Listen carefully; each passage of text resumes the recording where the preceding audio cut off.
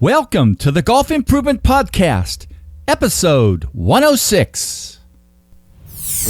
Welcome to the podcast for golf lovers and enthusiasts who are looking to take their games to new heights. Dedicated to custom club fitting, short game improvement, and effective practice to improve your golf game. This is the Golf Improvement Podcast with your host, Tony Wright.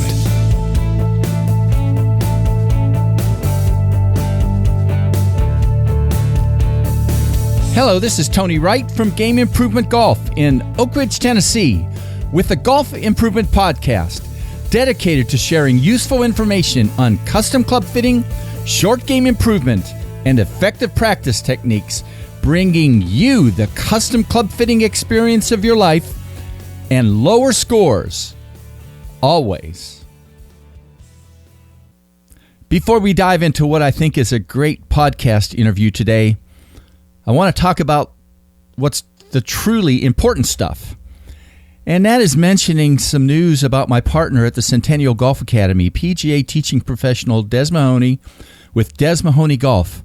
Last Wednesday, Des noticed his balance was off, and his wife Karen took him to the Knoxville Park West Hospital, where a CT scan showed he had a pool of blood on the right side of his brain. He had successful surgery and is recovering very well and is at home now. So for those of you who know Des and were not aware of this, be sure to let him know that your prayers are with him in his recovery. Well, I know you're going to enjoy this great putting improvement information interview with Rick Wright from Wright Putting Dynamics, talking about his laser optics tool. Enjoy this interview.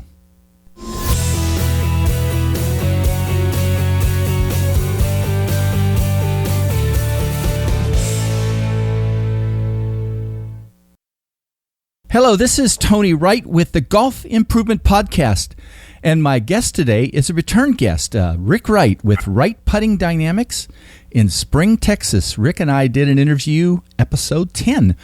He's a longtime putting expert and instructor and creator of the putting T-bar, but more interestingly for our discussion today, created something called Putting Laser Optics, the tool that he developed. Well, probably not totally fair to say developed all on your own, but there were some starter things. You'll talk about that. But we're going to talk a little bit about the history of that and also what the value is of it. So, Rick, I appreciate you taking the time to do this today. Welcome.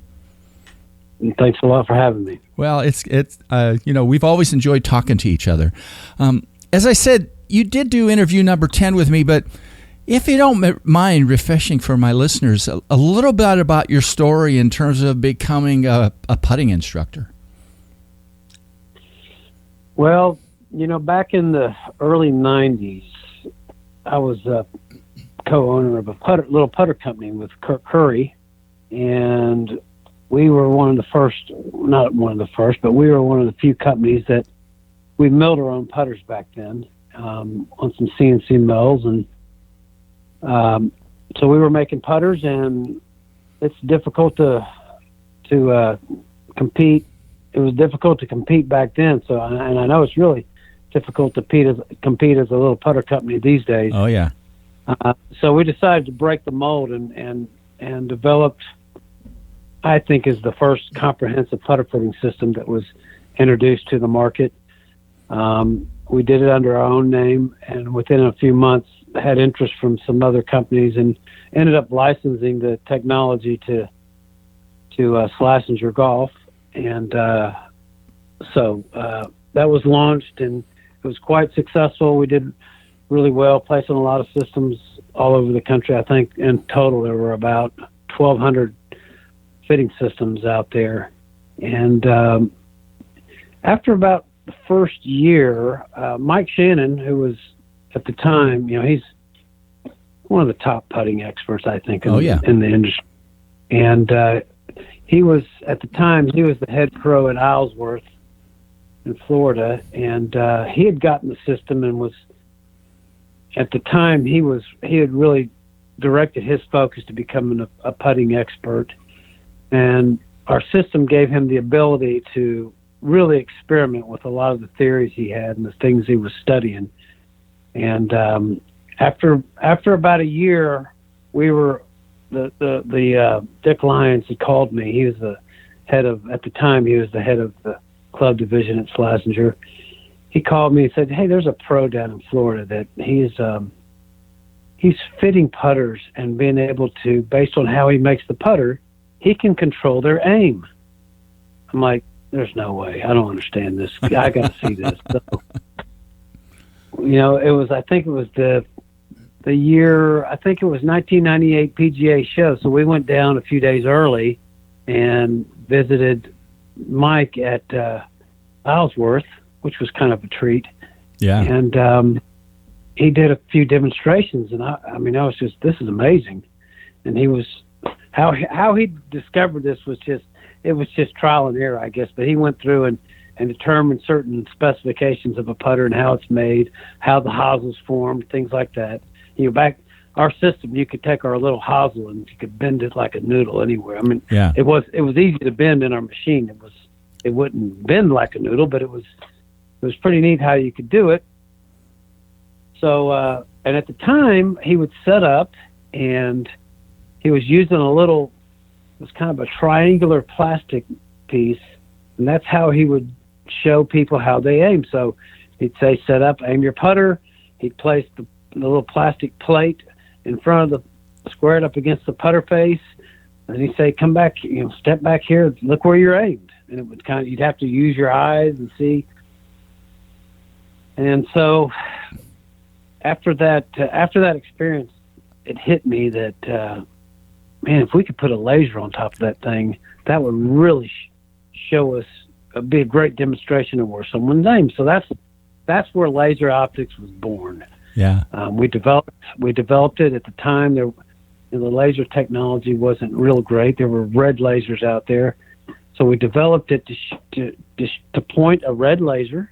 And when you got outside, you really couldn't see the red laser, so we had to create a white backboard that we'd set behind the hole, and that's where we got into it. So our whole fitting system became based on, we would fit for aim. And of course, we'd fit for all the other specifications, length, lie, loft, all those things. But it really, the main premise was we'd address your aim first. Yeah. And our whole idea was, that if we could fix someone's aim, it's pretty interesting how badly people aim their putter, and they don't even know it. It's scary in a way. Yes, and what you start seeing is you start seeing compensations for that misaim. So if someone's aiming way left, they have to shove it right. They don't know they're doing it. It's just that's what their brain uses to compensate. And so our premise was that if we can improve their aim, it would over time improve their stroke. It would take out that compensation. And I think that was true in many cases. I don't know enough. I never really followed people throughout their history, so I don't know how well that actually worked out. But what I do know is I probably have fit thousands of putters. We started fitting member guests, and I mean that's what we did, is fit putters. So yeah. So thousands of putters. I've seen thousands of different putting strokes. And every one of them we were addressing, we address aim first. And so what got me into instruction was pretty interesting. A few years later, I was one of the very first golf pros that had brought our system in, and we actually fit. We did a member guest at his club. We'd fit 240 people in a weekend. Wow. It was pretty intense. So, I mean, we'd fit them and make the putter, and they'd leave the member guests with a putter. So it was pretty intense. You'd work your rear end off for 3 days to get it done. But it was pretty interesting. A few years later, I went back to that club, that same pro, and said, I'd like to come out and fit your do a fitting day. And he kind of welcomed me, but he said, Rick, I've been doing this for years. That was your first account. And he said, the interesting thing is that I would fit people, and they would love the putter, but invariably they would come back in 6 months and say, I'm not putting any better. And so that kind of struck me as, wow, pretty interesting. You know, all this premise of, if we improve your aim, you're going to eventually putt better. I'm not sure that it actually held true. So that's what got me into instruction, as I realized that, you know, if you really want to help someone putt better, you've got to provide some real and serious instruction. And putter fitting was only a part of that. Yeah. It was, you know what I'm saying? Oh, it was absolutely. only a part of it. Yeah. And So it's going to be interesting, too, I think, as we talk later. You know, I mean, laser optics has become much more than just aim. Yep. You know, So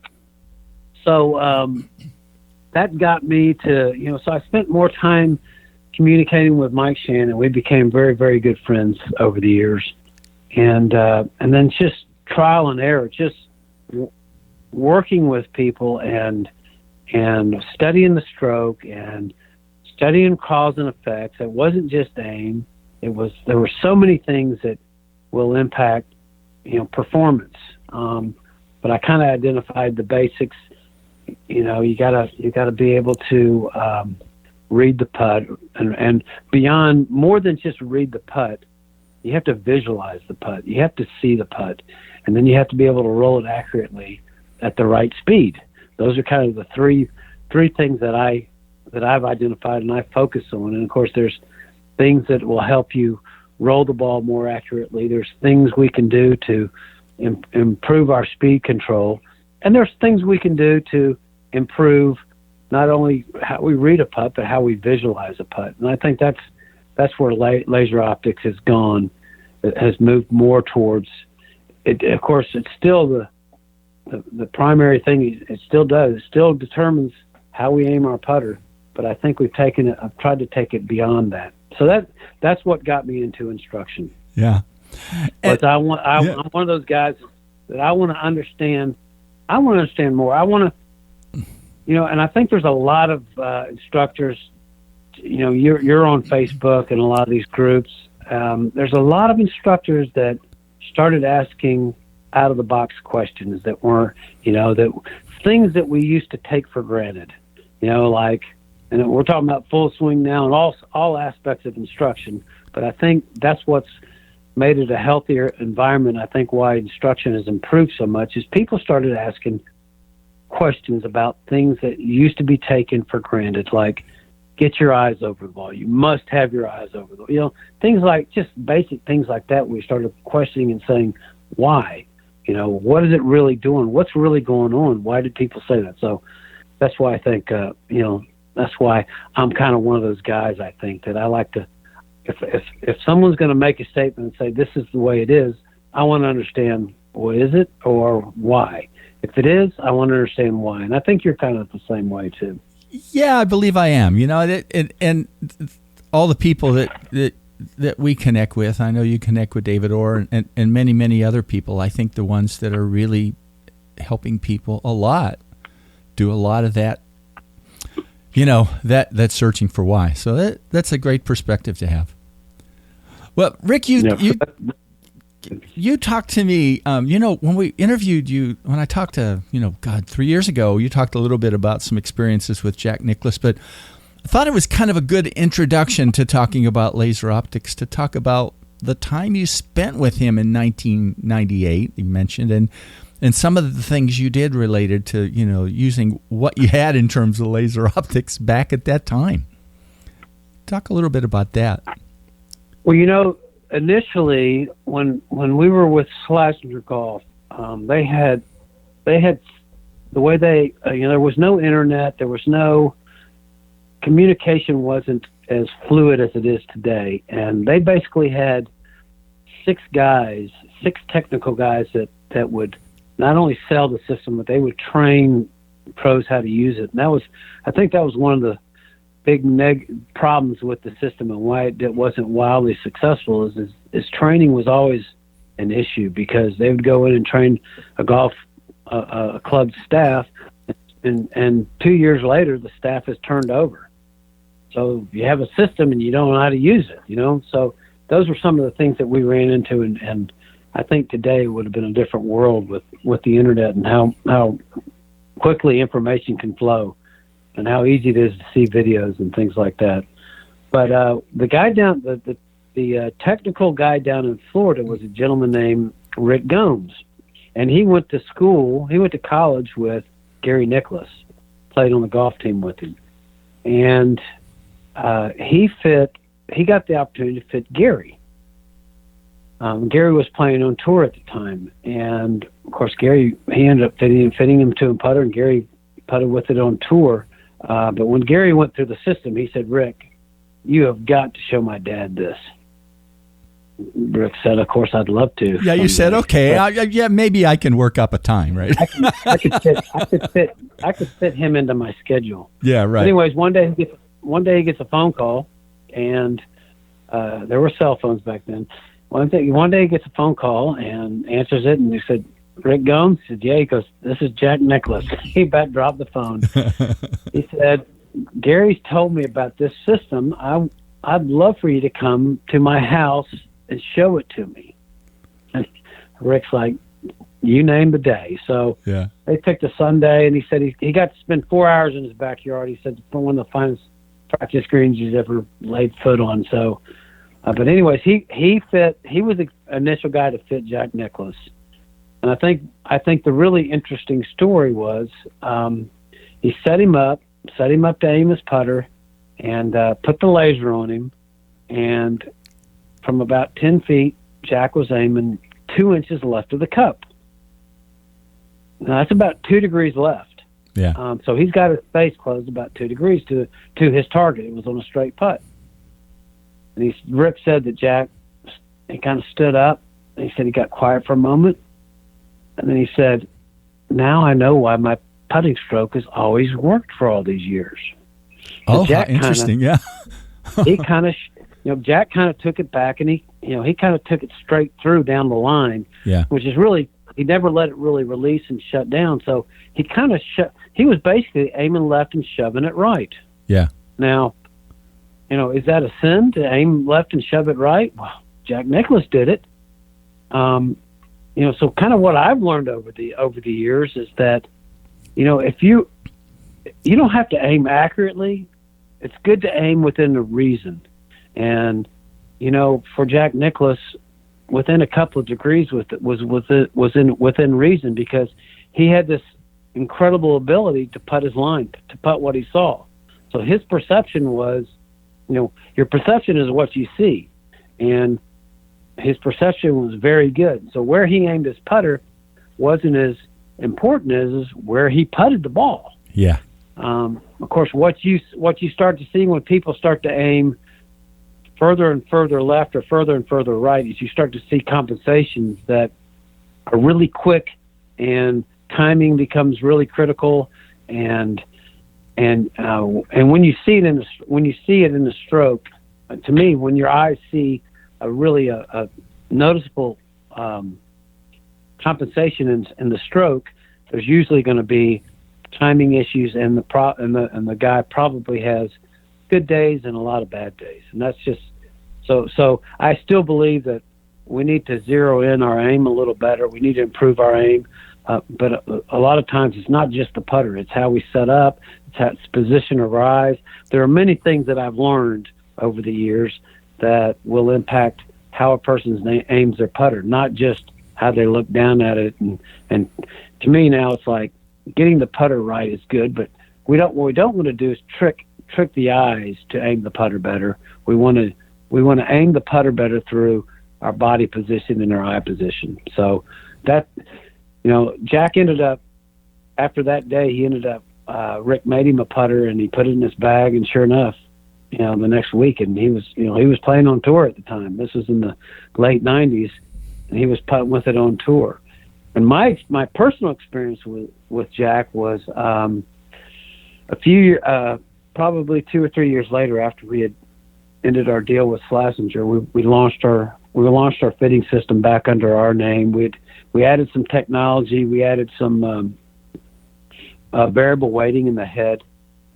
because one of the things we had noticed over the years, the feedback was our putters were too light. Now, I can tell you, we were making putters heavier than the putters at the time. I think a ping probably weighed somewhere around 320 grams. Ours would start off at 330 grams, and so we knew our putters were a little heavier, but yet the feedback was they were too light. And what we discovered was more putters were being made shorter than longer, and when you start cutting down a putter, it starts feeling lighter. Yeah. So we knew we had to come up with some variable weighting. Well, Jack's putter was 33 and a half inches in length. So we knew he would love a heavier putter. So what I did was I contacted him and got his specs and made him a putter. It was a copper Brazos. At the time, it was one of our models. It was a model that he favored. Made it 360 grams, made it to his specs. I mailed it to him, and then I waited, right? And the funny thing, the next week was the Houston Open. So we roll around to about Thursday, I open up the sports page, and there's a little blurb. I'm on page 3, and it said, Gary Nicklaus was playing in the tournament. It said Jack and Barbara were going to be attending Thursday's round following Gary. So I'm like, well, I'm going to go out there and meet him. Yeah. So at the time, the Houston Open was in the Woodlands, and it was about 10 minutes away. So I hopped in the car, went over there, got to the pro shop, said, where's Gary? And they said, he's going to be on the front nine this time. So I started at 9 and started walking backwards, and I get to about the 4th hole, and sure enough, there's Gary Nicklaus, and there's Jack and Barbara. It's about 9:30 in the morning, and the crazy thing is there was hardly anybody out there, and there was nobody. I mean, it was just Jack and Barbara, and just a handful of people following this group. So I walk up to Jack, I hold out my hand, I introduce myself. He doesn't know who I am at the time, and I said, "I'm the guy that made you that putter." And his eyes light up. He goes, "Man, I am making everything with that putter." So that's how we started. And we ended up walking for 3 or 4 or 5 holes and talking about putters and about the game. And it was he ended up putting with that particular putter for another 3 years before he closed out his career. But that was a pretty neat little experience I had with him. Yeah, that's amazing. But it all started with laser optics. Yeah.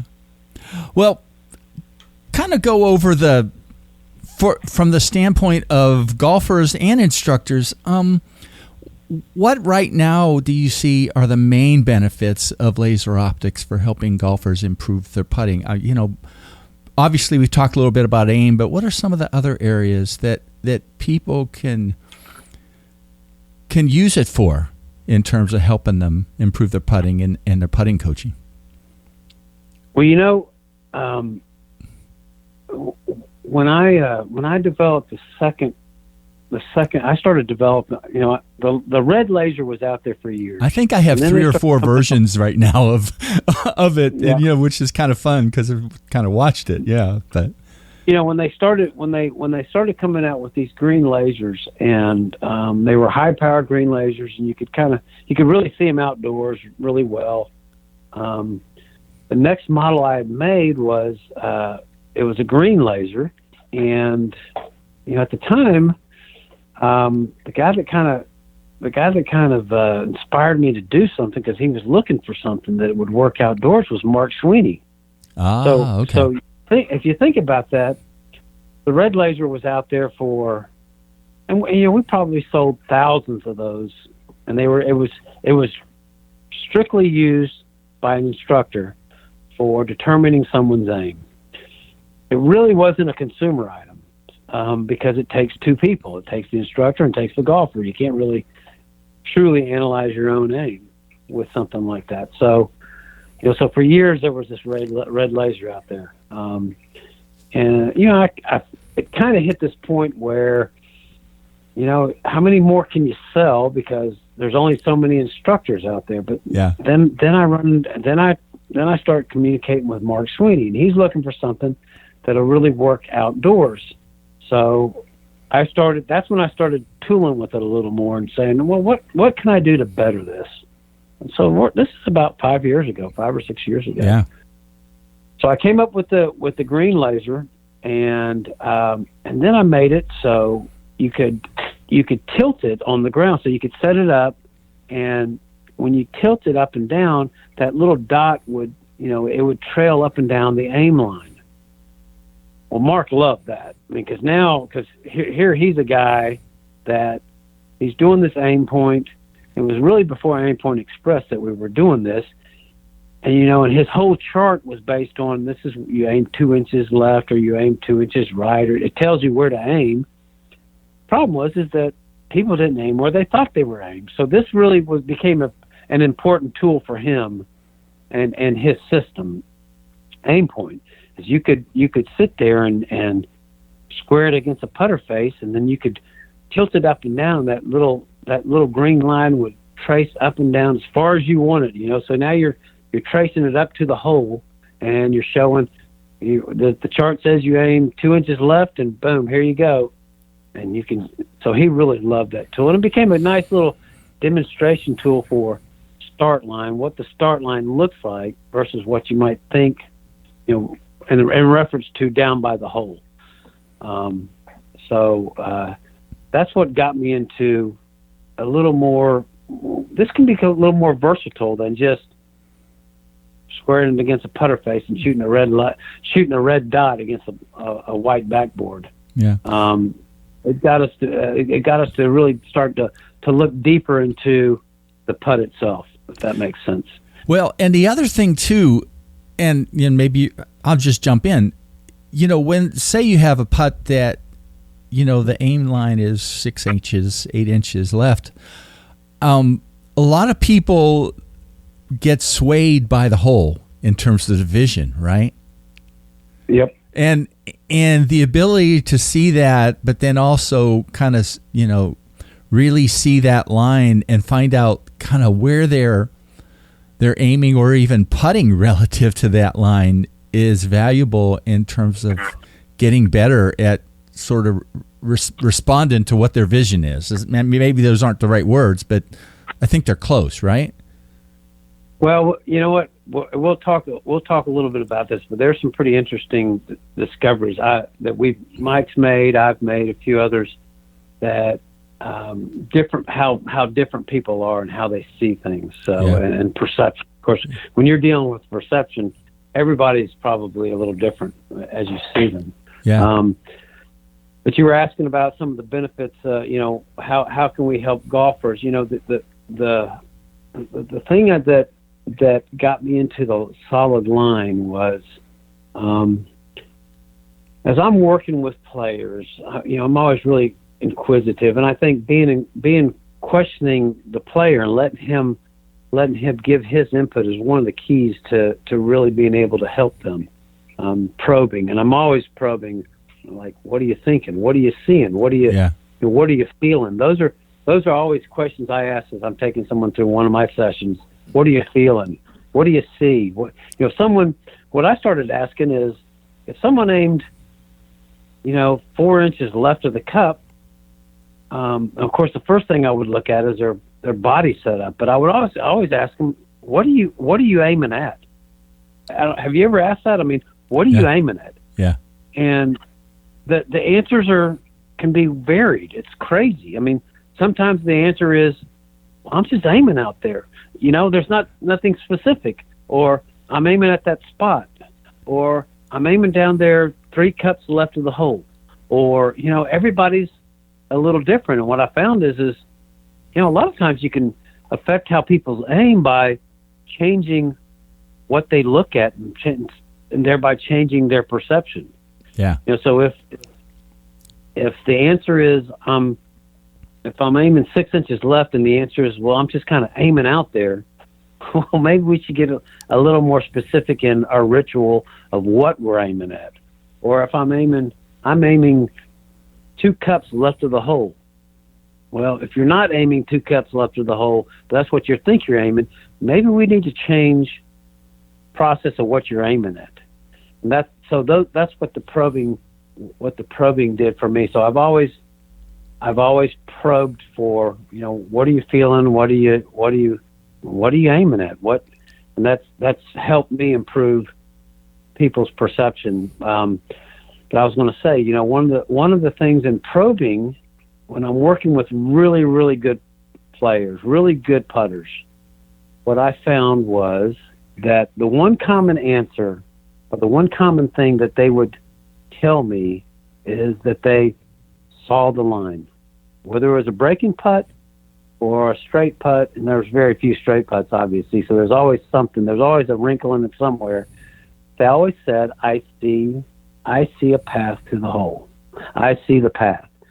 And some guys would tell me, I've got one player that says, I see an orange line. It's about 1 inch wide. I see that to the hole. Next guy would tell me it's green. Next guy would tell me it's black. There was always, railroad tracks. The way they described the path was always different.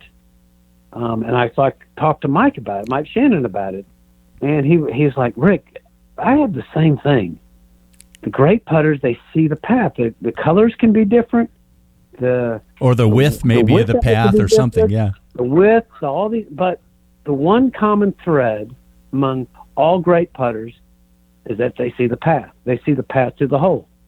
Obviously, when you see the path, you're gauging not only your accuracy of your line, but it's speed, right? Yes. The speed determines what the break is going to look like. So that's the kind of input that goes into their brain, and that's how they process it, and that's what comes out is the path.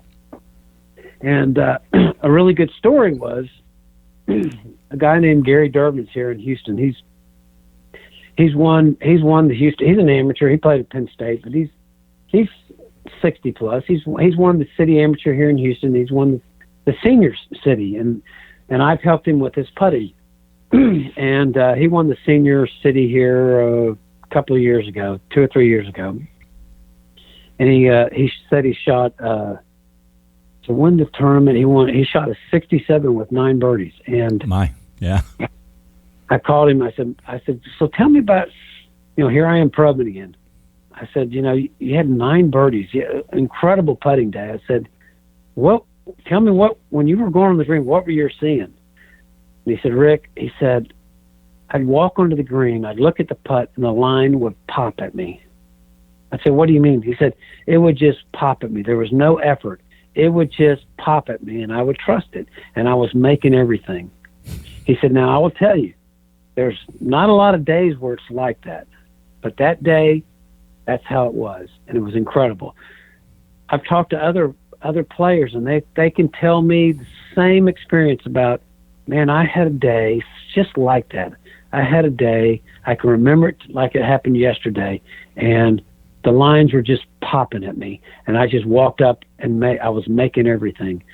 So, it's like the brain is amazing, and this visualization stuff is amazing. And so that's when I really wanted to get into, if I can create a laser that shoots a line, and it's something that we can use to at least, if we can just start the process of visualization and get people to train to start to see a path, maybe this tool can really help people. And that's when I came up with the idea of doing the line. Yeah. And maybe their internal visualization starts taking over when they have a little bit better information about how they start creating that path, right?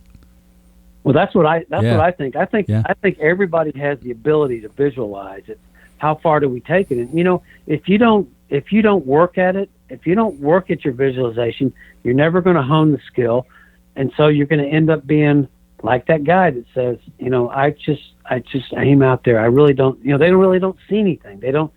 They're very rote. What they. It's like I'm going to aim at that spot. I'm going to putt at that spot, and that's the extent of how they try to address a breaking putt. So I think everybody has a level. Everybody's level is going to vary, but I think it's like everything. If we have if we work at a skill, we're going to improve that skill. I don't care what kind of skill it is. If you make the effort to hone that skill, you're going to get better at it. So that was kind of why I came up with this idea of a start line, given a start line. And I'll give you an interesting story.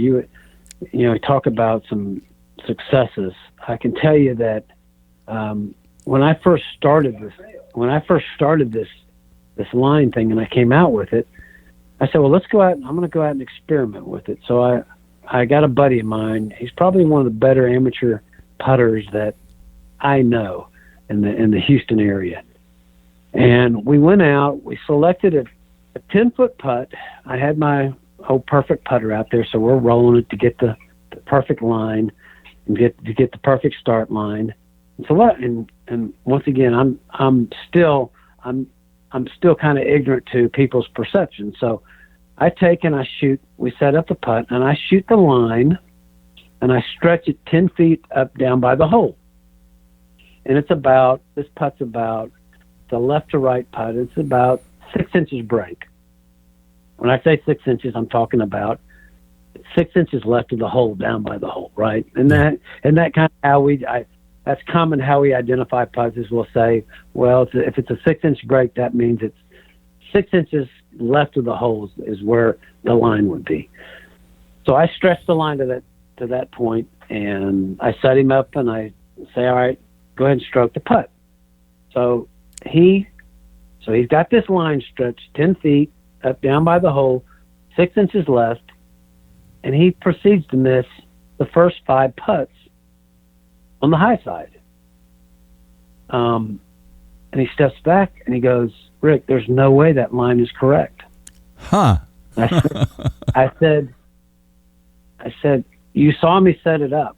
Proof is you saw me set it up. You know it's correct. He's like, so this is what I discovered is then what I did is I took, what do you think, I ask you, what do you think happened? Why do you think he missed those first 5 putts? He just could not, like you say, he just could not perceive that was the true line, so he hit it where he thought, based on his previous experience. Well, it actually, I think this is what happened. Is it robbed him of his feel of seeing the curve? Okay. That's what Mike Shannon always said to me, and this is what I always agreed on, is that the great putters see the curves. And this guy's a great putter. And so when I showed him that straight line, it took all his feel for speed away. He was just trying to putt it straight down the line, and it robbed him of seeing of how hard to hit it. Where does the ball separate? Yeah. So then what we did is I shortened the line. Yeah. To I shortened it to the point of separation. What I mean by separation is that's really where the ball starts to roll off of that straight line into down its path. Now I know that the ball is I guess theoretically when the moment you putt it starts falling off the line. But of course, based on the slope and how much it's going to break, that ball might roll. That if there's not much slope and there's not a lot of break, that ball might roll halfway 5 feet on a 10-foot putt. It might roll 5 feet before it really noticeably starts to roll off of that line. Does that make sense? Yeah. And so that's what I call the point of separation. So I shorten the line to the point of separation, and he starts making every putt. Because what it's able to do is that he's able to take that. So let's just call that start line. He's able to take the start line, and his imagination will then connect from the point to the hole. He can see the curve. So the curve is still there. He's just got to imagine it. And that's when I was like, I stumbled and said, this is pretty interesting. This is if we could just take this tool and start shooting start lines. We don't have to shoot the straight line all the way up to the hole. Let's just shoot the start line. The brain is amazing. The brain is going to then take it, and it will connect the dots to the hole. Yeah, and that's what you can do now because you can put the laser up on a tripod and you can shoot the line and then you can back it off a little bit. But then not only that, because you got the little Bluetooth thing, you can turn it off too. Right. That was the other thing is that when we set up to our start line, we can practice with chalk lines and we can practice with string lines. But the question becomes, this is the other value of this, of having, I had to come up with it. When I first introduced the line, it was just a manual on-off button. Yeah. But I thought, I would love to have it to where it's remote, because different from a chalk line or a string line, question becomes is when I set up to my start line, how do I really set up when there's really not a line down there other than what I'm visualizing? Because we don't get to putt with chalk lines or string lines when we're actually playing the game. So that's when I thought, if I can just show the line and then take it away. So let's just say I set up to a breaking putt. I'm going to set up to what I believe is my start line. Then I can click the laser on, boom, and it really now. How am I set? Am I set up the way I thought I was set up? Is my start line where I thought it was? This is where you can really start to hone your perception of actually seeing an accurate start line. That's what I really think the value in this laser is seeing the real start line and then letting your perception build the pathway to the hole. Does that make sense? Oh yeah, the latest evolution of it is. And I'm sure you're going to figure out other ways to even change it more than that, because I know you're always thinking about it based on what you see. But, the ability to turn it on and off with I guess it's Bluetooth, isn't it? It's just it's a little sensor in the laser that turns on and off, right? It's a wireless remote. It's not Bluetooth. Yeah. Yeah. That may be the next. Actually, I'm working with a gentleman on a Bluetooth system.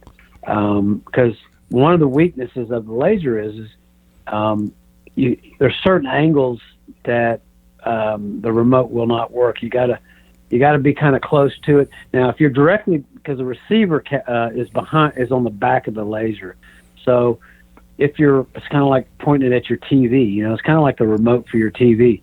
If you're directly behind the laser, that remote may work from 15 or 20 feet. Yeah.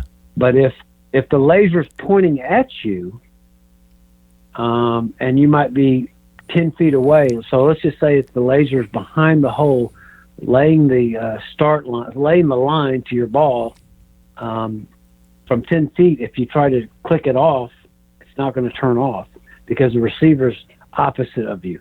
Now, as you get closer, it will turn it off. Yeah. So the neat thing is when you place the laser behind you, shooting it over the ball when it's sitting on the tripod, the laser's only a couple of feet away from you, and even though the back of the laser's pointing opposite of you and your remote, that remote's going to work. Yeah. So we're working on that may be the next evolution is the Bluetooth system, to where, because I would really love it to where if the laser's behind the target shooting back at the ball and you're putting a 10-foot putt, that you can click it on and off from that point. Yeah, but compared to 5 years ago, I mean, it's like night and day. Yeah. Hey, everything's a step. That's right. That'll be my next step. So, but yeah, I think it's really a very valuable tool for aim control, initial aim control, for setup, for I like there's two definitions of aim, right? There's aim at your target, and then there's aim your intention, right? Yeah. I aim to do something. So I think when you set up to your ball and you address your ball and you aim your putter, you're aiming at your target. That's the first definition. But when you putt, you aim to putt it down your line. So it's really the second definition. And so I think the laser helps with both now. it helps with aiming your putter, and it helps with your intention, putting your start line. And so that's where I think the people can get a huge benefit is the second one, more so than the first one. The first one is all set up and aim, but the second one is, the control of your face, the angle of your face, controlling your face at impact is what's key. Where you aim to roll the ball is what's key. That's what it's all about. That's why Jack Nicklaus was so great. Even though he aimed 2 degrees left of his target, his aim to put it down his line was as good as they get. Tiger Woods, back to my comment now is always, it doesn't matter what your technique is, whether you putt like Jack Nicklaus, bending over, have kind of a piston stroke. He used to describe the stroke as kind of a piston stroke, or if you're Tiger Woods, who I think he has quite a bit of rotation in his putter. Oh, absolutely. Yeah. Doesn't matter, doesn't matter what your technique is. The secret to really putting great is being able to putt your perceived line. And of course, your perceived line, that's a gift. So being able to perceive a good line. So it's not just reading greens. It is perceiving a path to the hole. And those that are great have great perception. And so I think as we hone, if you think what develops our perception? Well, experience, right? Experience develops our perception and knowledge, so and understanding the truth, right?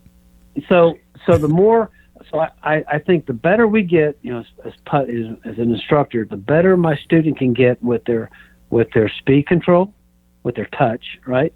The better they can get with their accuracy.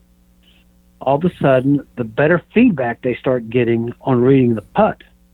And so all of a sudden, as I get better with those two skills of touch and accuracy, it's going to naturally, through experience and knowledge, hone my skill of not just reading a putt, but developing my perception of that putt, my path to the hole, as I like to call it. So,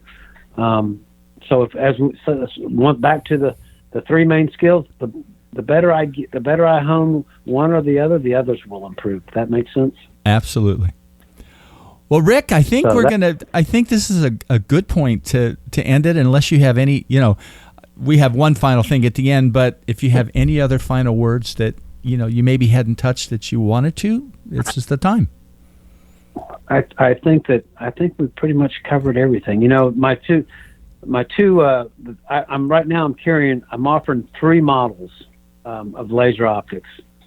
I'm offering laser optics version 1, which that's the original laser. It shoots a point. It's strictly pretty much for determining how someone aims their putter at address. It's primarily an instructor tool, although I get plenty of players that will buy it. Then I'm offering 2 models of Laser Optics 2. I'm offering the deluxe model. I call it the deluxe model. Now it's mounted and calibrated to a triangular base plate, just like Laser Optics 1.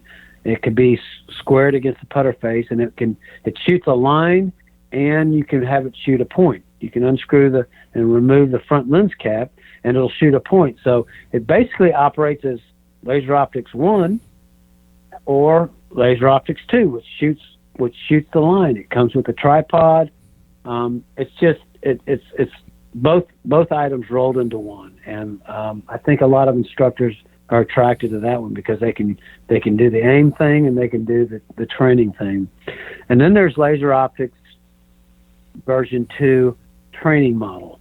It's a simpler version of Laser Optics 2. The laser is mounted on top of a tripod. There's no calibration to it. It's basically it shoots a line.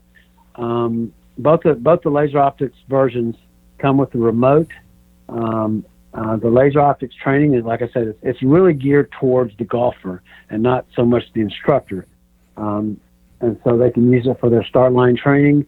It comes with it, like I said, it's mounted on a tripod, and both versions come with a charger kit with 2 additional batteries. The lasers use rechargeable batteries, and so those green lasers will zap the energy out of batteries pretty quickly.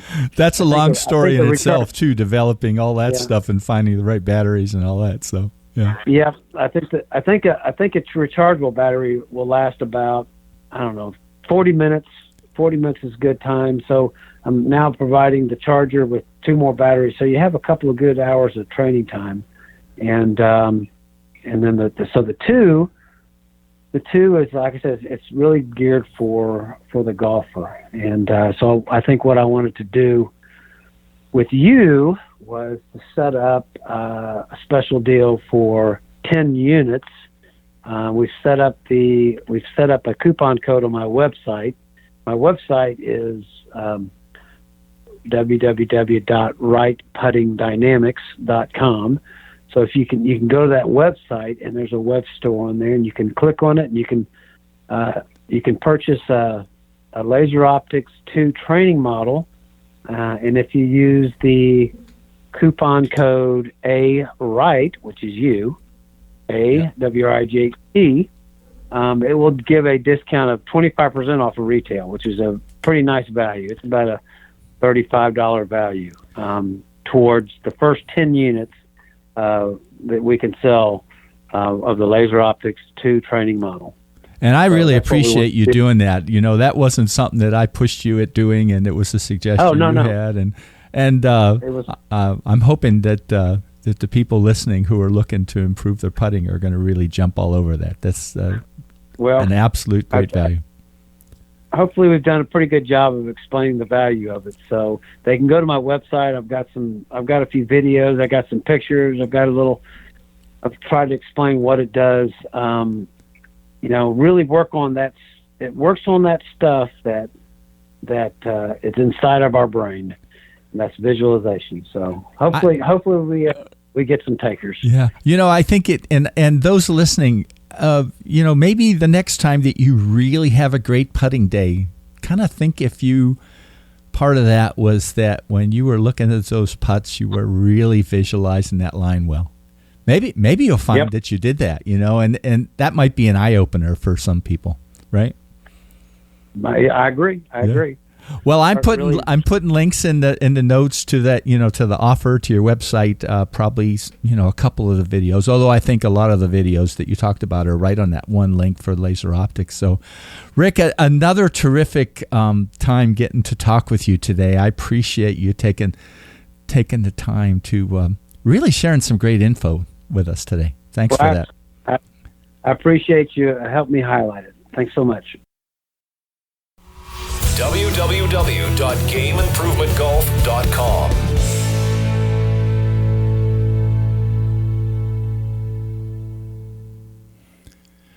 Rick, I especially enjoyed all the discussion we had today talking about how golfers and putting instructors can use your Laser Optics tool. And it was really interesting to have you share that great putters can see the line of their putts. I have to admit this is definitely something I can get better at in my putting. And Laser Optics can definitely help to train that skill and feel. Well, as Rick noted, he's offered a special 25% discount for the first 10 listeners who purchase a Laser Optics 2 training package. I really appreciate him doing this, and I want to make sure you understand that he suggested this, and this isn't something where I get some kind of a kickback on it. If you buy this, you are really going to love this tool and make good use of it. So details about how to link to Wright Putting Dynamics and how to purchase the great Laser Optics tool, the training version, at a 25% discount are in the show notes. Well, that's it for today. More great golf improvement information coming in episode 107. I can't announce yet who it'll be, but I think you're going to be pleased. See you in 2 weeks.